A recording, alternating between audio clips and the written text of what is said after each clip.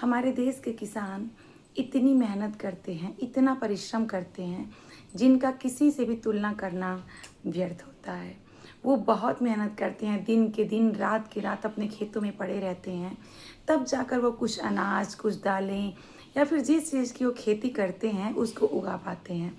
फिर वो बेचने की जो प्रक्रिया होती है उनकी, ऐसे ही उनके पीठ पर इतना भार रख दिया जाता है कि वो कम से कम दामों में लोग खरीदते हैं। इससे वो जो लागत लगाए रहते हैं वही उनको नहीं मिलती है और उनके जीवन में हमेशा अभाव ही अभाव रहता है। कुछ भी लेने से पहले उनको 10 बार सोचना पड़ता है, जबकि वो इतनी मेहनत करते हैं। इतनी मेहनत कोई बाहर का व्यक्ति कहीं और करता है तो उसको उसका वेतन मिलता है। अगर वो अधिक मेहनत करता है, अधिक समय देता है तो उसको उससे ऊपर का वेतन मिलता है। लेकिन हमारे किसान जितनी भी मेहनत करते हैं, मुझे तो लगता है उनकी लागत से भी बहुत कम मूल्य पे वो चीज़ें खरीदी जाती हैं, जिससे उनको जो कमाई होती है या फिर उनकी जो लाभ राशि होती है वो बहुत ही कम होती है।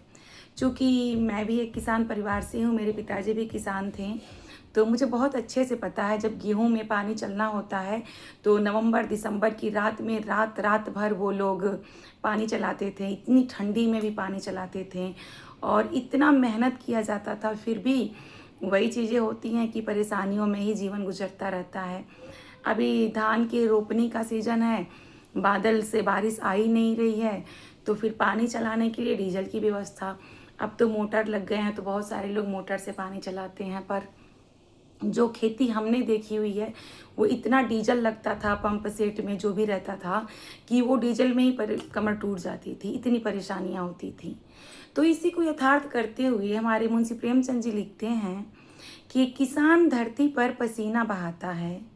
किसान धरती पर जितना पसीना बहाना होता है किसान ही बहाता है, लेकिन फिर भी उसके हिस्से हमेशा अभाव आता है। कोई भी किसान से आप मिलेंगे ना, किसी भी किसान से, तो आपको लगेगा हाँ वो हृदय के बहुत विशाल होते हैं। आपको खिलाने में, पिलाने में, आपकी इज्जत करने में मुझे लगता है किसानों से ज़्यादा अव्वल तो कोई हो ही नहीं सकता है। इतने अच्छे से स्वागत करते हैं, लेकिन उनका जो अभाव रहता है, जो मतलब अभाव का मतलब जो भी राशि वो लगाते हैं अपने खेतों में, अपने फसलों में, उसकी आधे से आधे उन्हें मिलते हैं। और कभी कभी तो प्रकृति का कोप इतना अधिक बढ़ जाता है कि वो भी नहीं मिलता है। तो हमारे किसानों की समस्या को समझना चाहिए, हमारी सरकारों को समझना चाहिए और सभी लोगों को समझना चाहिए। छोटे छोटे सब्जी वाले जो लोग सब्जियां बेचते हैं उनसे भी लोग मोल भाव करने पे उतर आते हैं। समझ में नहीं आता कि जो लोग जाते हैं मॉल में, इतनी अच्छी अच्छी चीज़ें बिना अगर एक 25 पैसे भी कम रहे ना तो सामान नहीं मिलते हैं।